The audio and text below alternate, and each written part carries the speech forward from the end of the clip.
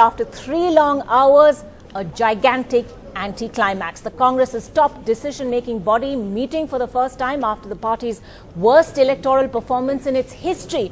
Well, that meeting seems to have played out to script, the script that most analysts were anticipating. Sonia and Rahul Gandhi offering to resign, the Congress's working committee rejecting their resignations. Captain Amrinder Singh, one of the Congress's few big winners, confirming this to NDTV just minutes earlier. Both of them offered to resign, and they resigned, and the Congress Working Committee rejected it. Rejected it, and what is the reason for why you rejected it, sir? Because we think they are the best leadership we have. And did any of the CWC members offer to resign in due to because of collective responsibility? Don't push. No, I don't think CWC came to it. Came only to them, and everyone then decided that there was no question of the Congress President and the Vice President resigning. And it was a collective responsibility of everybody, and that's the way it should be.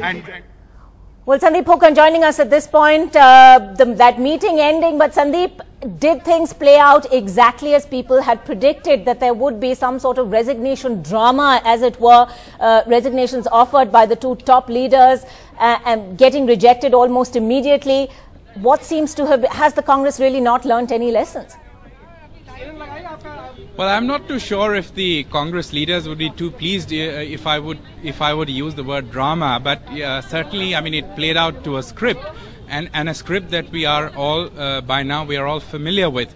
In fact, I must begin with an apology, because when the news broke, I had actually initially said that no one had offered to resign. Actually, what had happened was both of them had offered to resign. Both Rahul Gandhi and Sonia Gandhi offered to resign. At that point, Prime Minister Manmohan Singh intervened and said that resignation is not really the solution. It's time for us to introspect and take corrective action. That was what Manmohan Singh said. The Congress Working Committee unanimously rejected that. The reason given out by Amrinder Singh later when he spoke to Sunil, said that when Sunil asked him that why did you reject the resignation of the Congress leadership, he simply said, because we think that they are the best leaders. So quite clearly, I mean, there was no question of accepting the leadership. So by now, as I said, a familiar script.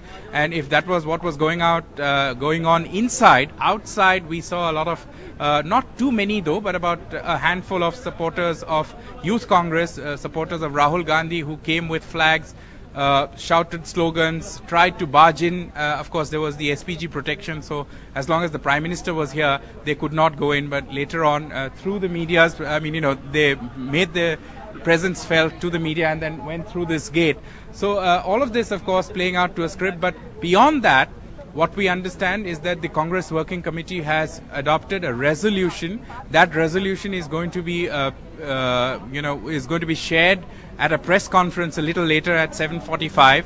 We don't know as yet if it has also decided to set up a few more committees. There is some talk, but I really wouldn't hazard a guess right now, Ankita, after having got one bit of information wrong. Let me just quickly interrupt you there for a moment, because what seems to be significant at this point is the fact that perhaps because of some of the internal murmurings also about Team Rahul having been in charge for this election and successively the kind of the worst performance of the Congress that we've seen, that it's Sonia Gandhi who's been authorized to, in a sense, script the Congress's roadmap to recovery. Is that significant? Absolutely. In fact, Rahul Gandhi has been the face of these elections. So quite clearly, I mean, as I said, that not many would actually, in the presence of Rahul Gandhi or Sonia Gandhi, would criticize him directly. But there were far too many leaders who were prepared to criticize people who work closely with Rahul Gandhi.